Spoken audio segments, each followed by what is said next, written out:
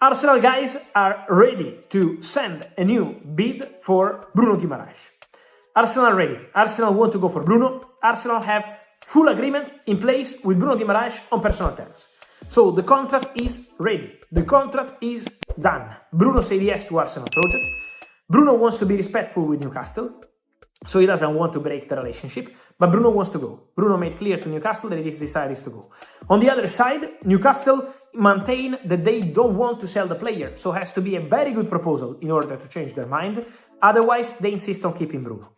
Arsenal will try again. Arsenal will bid again, and the expectation of those taking care of the deal is for Arsenal to present a new bid after getting to £55 million plus 10 in loans rejected by Newcastle. These were all verbal proposals. Now, Arsenal are expected to get to £70 million for Bruno Guimarães. £70 million is still probably not enough to convince Newcastle, but will be a way to get closer. So, Arsenal hope to close the deal slightly over £70 million.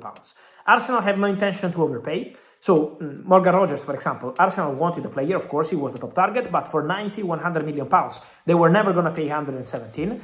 Now, Arsenal for Bruno Guimarães are very clear. 70 million pounds is a bid they are willing to present, but they're not going to make something completely crazy. So, it's on Newcastle and Arsenal now to see what's going to happen, but for sure, it's an interesting one to follow because Arsenal have an agreement with the boy, and trust me, behind the scenes, Mikel Arteta is pushing like crazy to sign Bruno Guimarães. Mikel Arteta wants him, Mikel Arteta considers Bruno a perfect player for Arsenal midfield, and so work in progress on this one. Bombshell Gooners, senior figures at Premier League clubs are now openly expecting Bruno Guimarães to become an Arsenal player, and the news that Chelsea have pulled out of the race changes everything about how this deal plays out. Meanwhile, The Athletic are reporting Arsenal are closing in on signing a second winger in the same week, and this 16-year-old story is genuinely remarkable. And the cold, hard truth about John Stones has just been laid out in brutal statistical detail, and every Gooner needs to hear these numbers before getting too excited about the free transfer option. If you want every detail on these explosive stories as this window finally starts moving at real pace, subscribe right now, turn on notifications, and let's get straight into it. Let's jump straight into the first story because this update on Bruno Guimarães is the most encouraging we have had all summer, and the source of the confidence behind it is more significant than anything Berta himself could say publicly. According to TalkSport's Alex Crook, backed up by Ben Jacobs, senior figures at rival Premier League clubs are now openly expecting Guimarães to end up at Arsenal before the window closes. Chelsea are not pursuing a deal. They have made no official approach or bid and are focusing instead on alternatives like Brighton's Carlos Baleba. Manchester United are also looking elsewhere, with Tyler Adams and Manu Cohn their midfield priorities. With those two clubs effectively stepping back, Arsenal are now the clear and undisputed favourites to sign the Brazilian. The personal terms picture is also the most advanced it has ever been.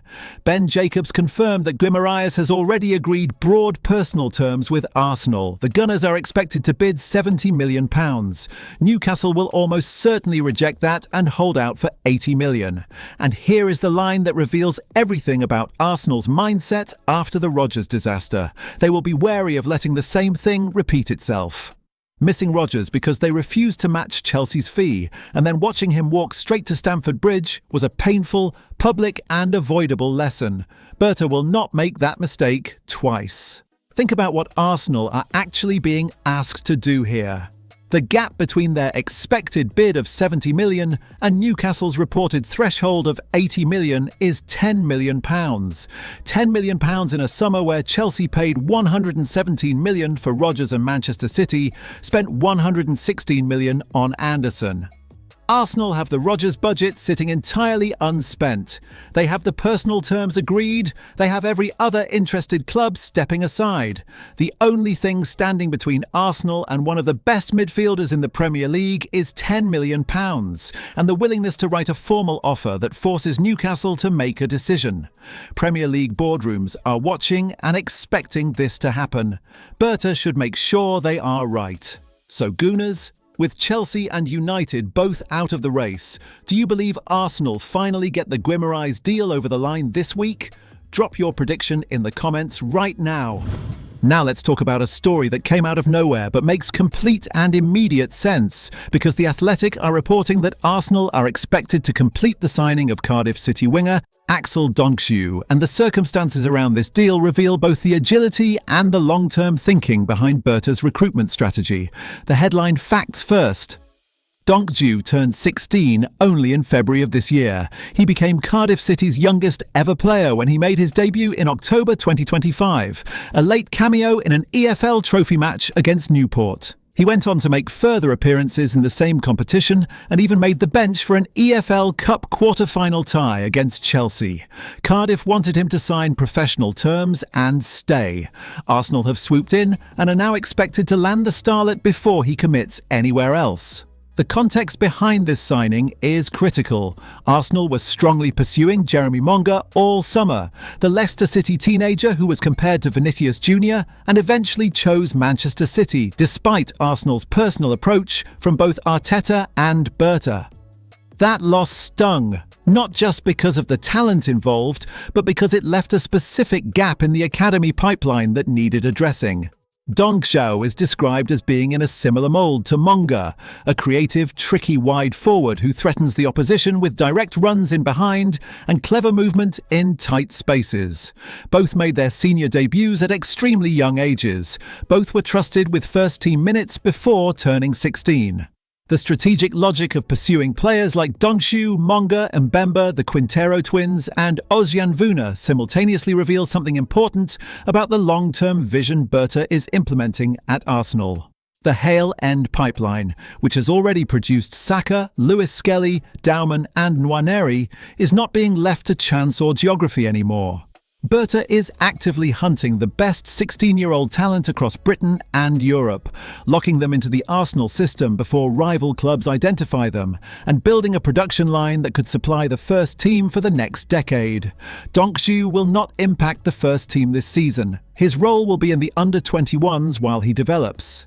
But in 4 or 5 years, when the question is being asked about where the next Bukayo Saka comes from, this signing might be part of the answer. Quiet, smart, long-term. That is exactly what Berta does best.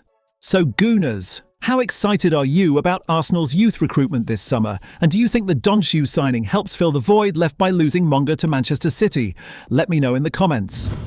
Now let's talk about the defensive story that has genuinely caught everyone by surprise this week, because Arsenal have been linked with a shock move to sign Aaron Wan-Bissaka from relegated West Ham United, and the tactical plan that sits behind that link reveals something fascinating about how Arteta intends to solve the Saliba problem using players already at the club.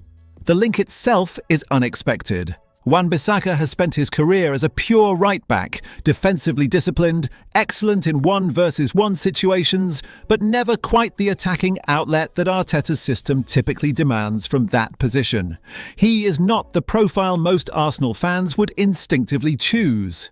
But when you understand the full picture of what Arteta is planning, the logic becomes genuinely compelling. Here is the key to understanding this story. If Wan-Bissaka arrives as right-back cover for Jurrien Timber, Ben White does not leave. He shifts. He moves inside, from right-back to centre-back. And that is not a new position for White at all. He was originally signed by Arsenal to play as a right-sided centre-back alongside Gabriel Magalhaes. He was handed Saliba's original shirt number while the Frenchman was out on loan. White knows this role intimately. He has the intelligence, the technical quality, and the positional awareness to operate there immediately without any adaptation period. This is a brilliantly elegant solution if it works. White at centre-back provides the experienced, reliable cover that Arteta needs for the opening months without Saliba. Wan-Bissaka covers Timber at right-back as rotation and insurance. Gabriel continues as the first-choice partner in the middle. Calafiori and Hincapié provide further versatility across both sides of defence. Suddenly, the defensive crisis that felt catastrophic a week ago has a workable, cost-effective solution that does not require spending 60 million on Konsa or gambling on a free agent with injury concerns.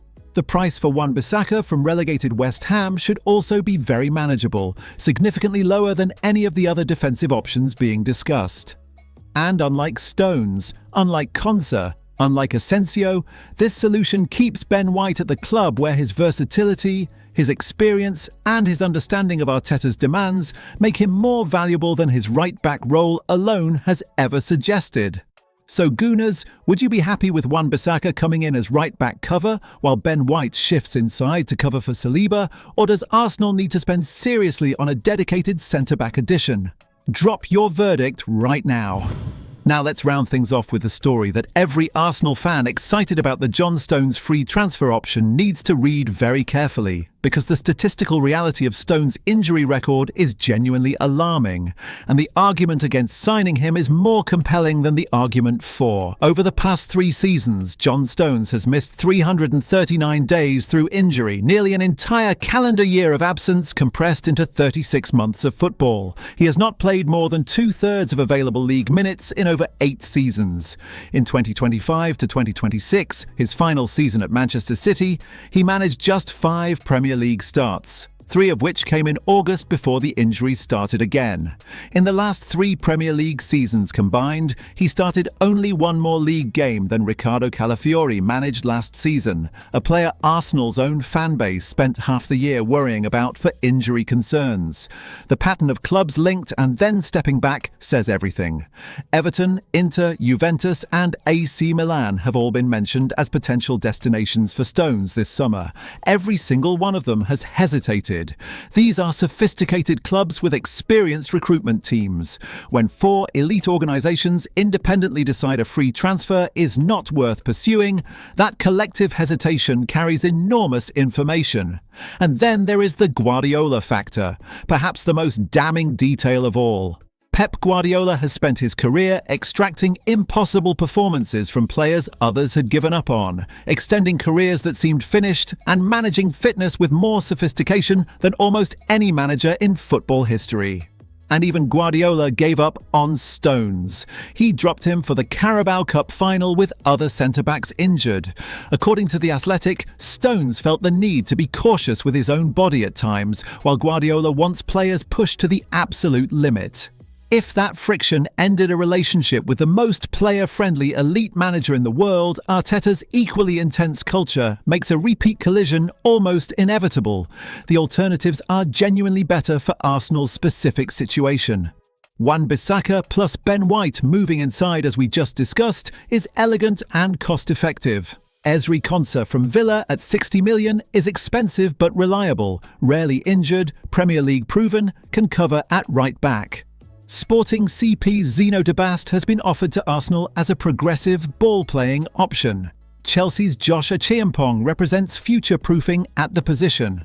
All of these options carry less injury risk and more guaranteed availability than Stones, regardless of the zero transfer fee headline.